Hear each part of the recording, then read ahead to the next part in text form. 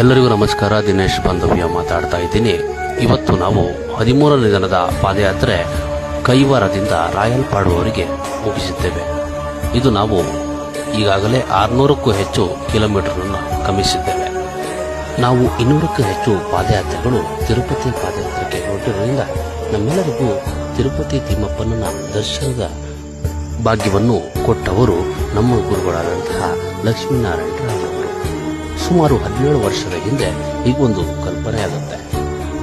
ಎಲ್ಲರೂ ತಿರುಪತಿಗೆ ಆ ಕಾಲದಲ್ಲಿ ಹೋಗುತ್ತಿದ್ದರೂ ನಾವೇಕೆ ಹೋಗಬಾರದು ಎನ್ನುವುದು ಯೋಚನೆ ಬರುತ್ತೆ. ಇದಕ್ಕೆ ಸರಿಯಾಗಿ ತನ್ನ ತಂದೆಯಾದಂತಹ ಪಾಂಡೇಶ್ವರ ಗೋವಿಂದರಾವ್ ತೀವ್ರ ಅನಾರೋಗ್ಯದ ಕಾರಣದಿಂದ ಇವರೊಂದು ತಿರುಪತಿಯ ಪಾದಯಾತ್ರೆಯ ಹರಕೆಯನ್ನು ಹೇಳಿಕೊಳ್ಳುತ್ತಾರೆ. ಸ್ವಲ್ಪ ಆರೋಗ್ಯದಲ್ಲಿ ಚೇತರಿಸಿಕೊಂಡ ಕಾರಣದಿಂದ ಇವರು ಪ್ರಥಮ ವರ್ಷದಲ್ಲಿ 7 ಜನರು ಸಾಸ್ತಾನದಿಂದ ತಿರುಪತಿಯತ್ತ ಪಾದಯಾತ್ರೆ ಹೊರಟಿರುತ್ತಾರೆ. ತದನಂತರ ವರ್ಷಗಳಲ್ಲಿ 60, 70, 100, 150 ಈ ವರ್ಷ 15ನೇ ವರ್ಷಕ್ಕೆ 200ಕ್ಕೂ ಹೆಚ್ಚು ಜನ ಪಾದಯಾತ್ರೆಗಳು ಸಾಸ್ತಾನದಿಂದ ತಿರುಪತಿಯನ್ನು ತಲುಪಲಿದ್ದಾರೆ. ಹೀಗೆ ಪಾದಯಾತ್ರೆ ಹೋಗುವಾಗ ಒಂದು ವರ್ಷ ಪವಾಡ ನೀಡುತ್ತೆ. ಪಾದಯಾತ್ರೆ ಹೋಗುವ ಸಮಯದಲ್ಲಿ ಕಲ್ಯಾಣಿ ಡ್ಯಾಂ ಹತ್ತಿರ ಹೋಗುವಾಗ ಸಮಯ 4 ಗಂಟೆ ಆಗುತ್ತೆ.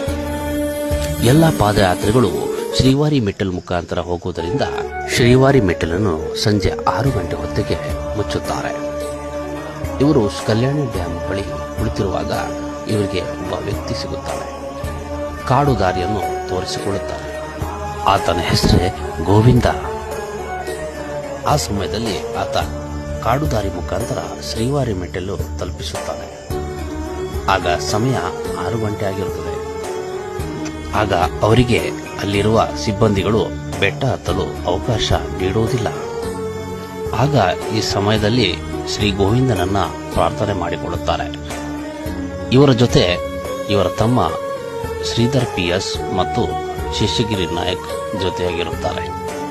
ಸ್ವಲ್ಪ ಹೊತ್ತು ಯೋಚಿಸಿ ನಿಂತಾಗ ದುಬಾರಿಯ ಕೆಂಪು ಗುಡ್ಡದ ಕಾರಿನಿಂದ ಓರ್ವ ಮಹಿಳೆ ಬರುತ್ತಾಳೆ. ಆಗ ಸಿಬ್ಬಂದಿಗಳು ಗೇಟನ್ನು ತೆರೆಯುತ್ತಾರೆ. ಆಗ ಆ ಮಹಿಳೆ ಇವರನ್ನು ನೋಡಿ ಇವರನ್ನು ಬೆಟ್ಟ ಹತ್ತಲು ಅವಕಾಶ ಮಾಡಿಕೊಡುತ್ತಾರೆ.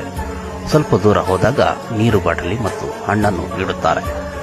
ಬೆಟ್ಟ ಹತ್ತಿ ಕೊನೆಗೆ ಹೋಗುವಾಗ ಆಕೆಗೆ ಧನ್ಯವಾದ ಹೇಳುವಷ್ಟರಲ್ಲಿ ಆಕೆಯೇ ಕಣ್ಮರೆಯಾಗುತ್ತಾಳೆ. ಅದೆಷ್ಟೋ ಪವಾಡಗಳು ನಮ್ಮ ಈ ಪಾದಯಾತ್ರೆಗಳು ನಡೆದಿದೆ. ಅದೆಷ್ಟೋ ಪಾದಯಾತ್ರೆಗಳ ಕಷ್ಟಗಳು ನಿವಾರಣೆ ಆಗಿದೆ. ಹರೇ ಶ್ರೀನಿವಾಸ. ಇನ್ನೊಂದು ವಿಡಿಯೋದಲ್ಲಿ ಸಿಗೋಣ. ಅಲ್ಲಿವರೆಗೂ ಧನ್ಯವಾದಗಳು.